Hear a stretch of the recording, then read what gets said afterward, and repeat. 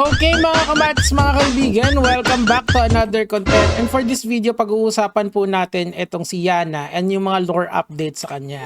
Kasi maraming happenings di ba? So, unahin muna natin dun sa pinakasimple and habang tumatagal itong content na to, umi-intense ng umi-intense. Okay? So, yung una muna, after ng incident, nag-post siya ng mga pictures na nakita ng mga netizens, mga kamatis, mga kaibigan, na reposted lang pala last year. Okay. So, ito yung pinost niya today. Tapos, nakita ng mga netizens, ayan, February 14, 2024 pa rin. Now, why is she doing this? Kasi nga malakas yung engagement sa page niya. And, I'm not sure kung kasama siya sa monetization sa Facebook. Sa Facebook kasi, kung nakikita nyo, kung followers ko kayo sa Facebook, makikita nyo, nagpo-post din ako lagi. Kasi nga po, may bayad yan. May kumikita kami dyan. Ngayon, hindi ko lang alam kung si Yana din ba ay may same capability sa page niya. Pero, more often than not, meron. O yun, shout out sa inyong mga lahat na nag-comment. Di ba? Ganun talaga. Now, hindi niya lang isang beses ginawa ito, may pangalawang beses pa. So, ito yung post niya, ang nakasulat dito, Wandering Streets. Tapos, kaso nga lang, pag tinignan mo yung comment section, and verify ko din to mga kamats, mga kaibigan. Ito po ay pinost niya nung February 19, 2024. And ito pong content din na to is tuturuan ko po kayo mag-fact check. Kasi, obviously, isa sa mga problema ngayon sa Pilipinas ay yung fact-checking na tinatawag. Especially if someone, halimbawa, famous ang nagsabi, maniniwala na agad kayo. Kasi lahat naman ng tao nagkakamali And kapag may publishing aspect kasi yung ginagawa mo or nagpo-post ka sa social media platforms, kailangan talaga at utmost care yung gagawin mo. And hindi ka pwede mag-jump into conclusions just because may nakita ka lang sa internet. Okay? So, eto, makikita na masasabi ko that this is reposted kasi nga verify ko muna to. Now, this is the simplest, ito yung mga simple na ginagawa niya kasi nga pagka tinignan mo talaga yung Facebook page niya, makikita mo talaga na samot-saring post yung ginagawa niya ngayon. And again, this is kung kasama siya sa monetization ng Facebook when it comes to posting, meron yan. Palakpak. Yung bash niya, minomonetize niya. That's just how social media works. Okay, so sumunod na issue naman tayo. So, nag-comment din si Colonel Bositas, mga kamatis, mga kaibigan. And unfortunately, ako aaminin ko, yung pag-overtake kasi hindi ko alam talaga yung rules doon. Kasi if you're just using common sense, alam mo na dapat safe distance ka. Pero may mga iba pa palang nuances yun. Miski ako, mali ako doon. And I will admit to that. Ngayon, sinasabi dito ni Colonel Bositas na marami daw mali na na-commit etong babae na to. And she needs to, in his words, ito sabi niya, gusto kong ipatawag ito sa LTO at para mabigyan ng tamang seminar sa paggamit ng kalsada at tamang behavior. I guess, kung titingnan nyo at yung analysis dito ni Colonel Bositas, kailangan talaga na pumunta siya sa LTO at doon siya mag-explain. So sa LTO, bibigyan siya ng show cause order na tinatawag or explain mo kung bakit ganito yung galawan mo.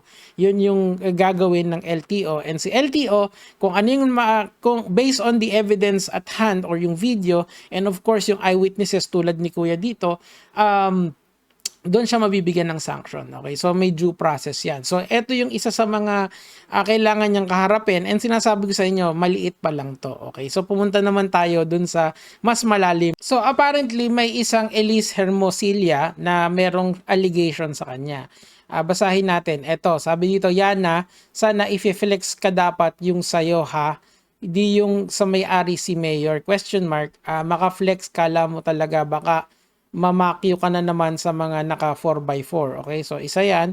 And another allegation, sabi niya ganito nito, Kokay vlogger, mataas ang pangarap pero sumasideline naman sa mga mayor, kaya naka big bike. Okay, so of course the allegation here is quite hindi makaya-aya. It's besmirching the honor of etong si Yana. Of course, meron siyang ginawa na hindi kaaya-aya. Yun nga, nakita natin na binastos niya yung naka 4x4 pero hindi rin hindi rin lisensya yon para pagbintangan natin yung tao ng kung ano-ano. You have to substantiate your claim kasi kapag hindi mo na substantiate yan, pwede kang makasuhan dyan ng, well, it was posted online ng cyber libel. Okay, malinis yan kung ako yung tatanungin mo dito. Kasi nga, these are all allegations and you have to base everything that you say on facts. Pag hindi kasi, makakasuhan ka, di ba? Medyo para sa akin malalim na issue talaga to eh. Kasi pinost niya to ni Yana to and nag-threaten siya ng legal actions. Ayan, sabi niya ganun, Miss Elise, gusto mong tumesting mapunta sa kangkungan? You tell me. Make sure afford mo ang legal fees. I don't recall having a sugar daddy or a mayor to fund my shit when I'm struggling. Pero narcissist lang ang exes ko, pero borta. Okay, ate, next time ito ay tip ko sa'yo. Kung magkakaso ka, huwag ka nang sumagot sa internet. Just go to the legal process. Okay. Anyway, ask mo yung dating shop kung kung saan may cafe ako, pero isa sila sa tumesting na yan sa akin. Tanong mo kung nasan sila ngayon. O mukhang marunong magkaso si ate, pero wag naman sana ganito. Again, hindi lisensya na sabihan natin ng mga falsehoods or pagbintangan natin ng isang tao about sa kung ano-ano. So mag-focus lang tayo doon sa issue at hand, okay? Ang alam natin, ang facts, lahat tayo nakakita nun ay minura niya yung si kuya na naka 4x4. Doon tayo mag-focus, hindi dito sa mga ganito, okay? I get my image can be intimidating. Not really. If I were to honestly assess your image, it's a lot, you're number one, you're very beautiful. Pero after nung mga sinabi mo, it's more of annoyance para sa akin. It doesn't mean I like you. It doesn't mean I move like you. Okay? Don't project things you actually do but you still look like that. Okay? So may allegations din siya. That will affect your case. That's why if you are going to sue someone, just keep quiet and go to the legal process. Pwede naman yun. May karapatan kayong gawin yun if you are, if may maling ginawa sa inyong tao. I know these things are already strong evidence to file RA 10175 against you. It's up to me when to pull the trigger. In short, dagdagan mo pa. Well, if you have the money for it, go for it. Pero again, I'm encouraging everyone na wag wag kayong kumbaga kung ano lang yung issue, yun lang yung pag-usapan natin. Okay, ito. Cyberlife. Thank you dahil chinat GPT niya. Okay. So one of the evidence doon, one of the elements ng libel is malice. So, may malice ba yung ginawa ni Elise dito? Of course, it's defamatory to say na ang isang babae ay nagbebenta ng puri para sa salapi. Okay, so these are all things na it has to be assessed in court if tutuloy niya talaga yon. Okay? Ngayon naman, pumunta naman tayo dun kay Senator J.V. Ayers ito kasi yung pangalan niya dito ay nakakaladkad. Okay, so bigyan lang muna natin ng magandang context yung kung bakit nadadrag yung pangalan dito ni Senator J.V. It's because si Rendon yata yung nag-organize nito. Basta nag-organize sila ng rides and sumama dun si Senator JV. Kasi nga, Senator JV is also a rider. Okay? So, tanggalin nyo lang yung utak nyo sa gutter kasi alam mo kasi basta intriguing talaga ang isang bagay, lahat naman iintrigahin ka talaga sa internet. Pero, as far as my research is concerned, ang tanging connect lang nila is because nag-ride sila once upon a time. Ayan, makikita mo naman marami silang kasama dyan. Andyan si Rendon, ayan. Laking tao. Malaking tao naman talaga si Rendon eh. And ito yung mga kasama nila. It seems to me na talagang for the rides lang talaga yung ginawa nila. Nakita nyo naman, ganun talaga. Motivated pa si Senator JV. Okay, di ba? Ayan siya. So, I'm just pointing this out kasi I don't want you to make assumptions just because meron kayong nakitang isang picture dito ni Senator JV with her. Okay? Kumbaga, it would be very unfair for Senator JV and for everyone na makakasama niya kung wala namang kayong ebidensya. Okay? Okay, masarap chumismis, alam ko. Masarap 'yon, masarap gumawa ng intriga. Lalo na pag nakapis ng ganon. Pero of course, let's be fair, okay?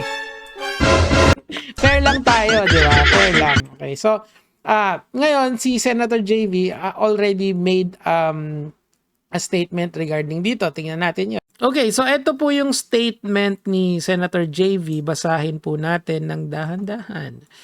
Pilit akong dinadamay sa isang road rage video na kumakalat involving Yana. Okay? Linawin ko lang po, hindi kami magkasama sa ride mismo ni Yana. Nagtagpo lang kami sa Cotto Mines dahil sa event na moto camping. Okay? So hindi pala sila magkasama, nandun, nagkasalise kumbaga. Hindi nga kami nakapag-usap maliban sa picture taking na kung nung kinaumagahan. Sabi niya, nice meeting you again po. Nice meeting you again po. Wait. Ibig sabihin nakita na kayo prior. Baka nakita lang, as in nakita lang talaga. Hindi masyadong nagkausap noong una. Pwede? Pwede, palakpakan. Sa comment, in fairness sa kanya, di naman niya alam na nandun ako sa event. Okay? Ang advice ko lang, kung pwede lang, let go na yung init ng ulo o palampasin na dapat para maiwasan ng away kalsada. Wala itong maidudulot na mabuti. Bilang matagal na rider, ayan, advice niya na yan. Okay? Tama naman siya doon. Pantay-pantay dapat sa lansangan. Advice ko lang kay Yana, ito na. Hindi rin nakakabawas ng iyong pagkatao ang paghingi ng pasensya, dispensa at pakikipag-usap ng mataimtiman. Mas masarap sa pakiramdam. Believe me. Iyo, palakpakan lang. Palakpakan lang. Ako I believe Senator JV, okay? Medyo magkaiba kami ng position doon kay dun sa MMDA Strike Force na kanyang yung naka-issue sila noon kasi nga pinost niya yung reklamo kay doon sa taga MMDA na yon. Pero dito sa issue na to, I do believe na binigyan niya ng magandang advice si Yana. O palakpakan na ito. So, sumunod naman dito yung person. Ito galing to sa isang Facebook page na ang pangalan ay Truth Slaps na may 5 million followers. Okay? A resolution has been filed to declare Yana persona non grata in Zambales following a road rage incident. Okay? So, hindi siya resolution, motion muna. Tapos i-resolve pa yung motion. So, siguro mas maganda kung ilalagay ko to sa tamang context kung paano ba gumagana yung persona non grata at saka ano ba yung effect niyan. So, okay? So, lo and behold, ang involved dito, naaalala nyo ba tong insidente na to? Teka, palakihin natin para para makita nyo. Ito ay sila Rendon Labador. Naalala nyo yan? Yung issue nung, kailan ba to? Nung last year to 10 months ago. Ayan, matapos ang kanilang ginawang pakipagtalo sa ilang mga staff ng Municipal Office ng Coron, partikular na kay Joe Cayabyab Trinidad. O yan, di ba? Naalala niyo sila Rosmar nung araw na persona non grata sila. So, dadaan muna siya sa deliberation ng LGU. Ito, there is a motion to make Yana, blah, blah, blah, persona non grata. So, and ilalagay yan sa floor and kung ma-approve yan or hindi, that is yet to be seen. Kasi at this moment, hindi pa siya persona non grata. Okay? So, para lang malinaw sa inyo kung paano ba gumagana tong mga to. So, ang susunod naman natin siguro pag-uusapan dito, ano ba yung effect ng persona non grata? Okay, kasi siguro gusto kong pasalamatan dito si Fiscal EJ kasi si Fiscal EJ meron siyang topic about sa persona non grata. So, ang persona non grata, ibig lang sabihin yan, unwelcome siya. Pero pwede pa ba siyang pumunta sa Zambales? Okay, kung sakaling ma-persona non grata siya. Ang answer doon, of course. Now, ilalet ko na lang si Fiscal EJ mag-explain ito. Okay, pakinggan natin. Pwede bang pigilan si Rosmar o si Rendon na magpunta o mag-stay doon? Okay, so ito yung ilagay niyo sa position ni Rosmar at Rendon si Yana. Okay, pakinggan natin. Hindi po. Kahit na idineklara na sila as persona non grata, hindi sila maaaring bawalan mag-travel doon. Pag binawalan sila, it will violate their constitutional right to rights. travel Correct. as provided for under Article 3, Section 6 of the 1987 Constitution, which states, Okay, so please po i-visit natin yung page ni Fiscal EJ sa YouTube para matutunan natin kung ano lang ba yung persona non grata. Basically kasi ang persona non grata, sinasabi lang nila na hindi ka welcome dito. Pero it does not mean na hindi ka pwedeng pumunta doon, okay? Unless may court order, doon lang ka pwedeng pigilan na pumunta sa isang place. Kasi nga yung constitutional right to travel mo is hindi yun pwedeng i-revoke ng basta-basta lang. Okay? So, pakinggan nyo na lang yung buong explanation kay Fiscal EJ. It's only 5 minutes. And para ma-appreciate nyo kung gaano ka lalim ang batas dito sa Pilipinas. Now, let's move on to the final topic. So, yung anak nitong si Kuya ay nagsalita sa Facebook. Ito, ang pangalan niya ay Harry James Pasqua. According to him, ito, nagpo-post siya, and according to him, mukhang may plano silang magsampa ng kaso against dito kay ate girl. Ngayon, karapatan naman nila yon. Of course, I would suggest to consult a lawyer para alam nyo kung ano yung mga rights nyo. Now, naglabas siya ng reaction video, pakinggan natin. Okay? Magandang gabi mga katropa. May napanood Okay, nga po pala magandang akong gabi, video katropa. abot kay Papa po. Ito po ay isang rider na babae. Okay? Papanood ko po sa inyo yung video. Okay, thank you. Okay, alam naman natin yan. O, dito na. Pero mali po talaga yung ginawa ng babae na pinagmumura-mura po si Papa. Buti nga po si Papa ay hindi po mainit yung ulo at Kalmado. yung kanyang po Kalmado. yung Kalmado. kanyang ano po sa sarili ay control niya pa po. Okay. Pero kahit Sorry. sino po natin tanongin na mali po talaga yung namamakyo at siya po yung may kasalanan. Correct. Makita mga katropa, hindi po ito magandang biro, ate. Kung sino ka man, te. Mali po yung ginagawa mong pagmumura sa mga ibang tao. Tama naman si Katropa dito. So Katropa, meron naman kayong rights na pwedeng i-assert. I do believe na doon sa kanyang Facebook page, teka lang, hanapin ko lang. Ito. Mukhang ipapatawag siya ng LTO, yabang na babae, okay? Wala siyang sinabi. Pero kung gusto nyo naman siyang filean ng kaso, pwede naman yan para managot din. Kasi iba pa yung LTO, kasi LTO, yung sa lisensya niya yon, iba pa yung persona non grata, ano yan, sa gobyerno or sa LGU yan, kung gusto ng Sambales na patawan siya ng persona non grata. And yung lastly is yung criminal case, if there is, okay? Tingnan pa, ang gawin mo, yung video na in-upload niya, na dalhin mo sa PNP or dalhin mo sa NBI na pinakamalapit sa'yo, and magpa-assist ka on filing a complaint against dito kay Yana. If you are an indigent, ibig sabihin nun, kung mahirap ka, pwede kang kumuha ng indigency card and pwede kang lumapit din sa PAO. Okay? Maraming ways para mag-file ng kaso ng libre sa isang tao. And of course, if you know any lawyers, pwede ka rin magpa-assist doon. And sabihin nyo lang kung ano na-feel nung papa mo nung pinanonood yung video, and they will help you if that is the case.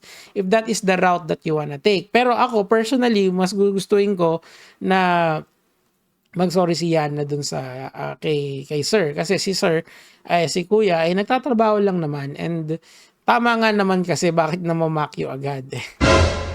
Anyway mga kamatis, mga kaibigan, kay Katropa, welcome to the vlogging world. Katropa, saludo kami sa'yo sa iyong katapangan dahil pinagtanggol mo ang iyong papa dito sa internet.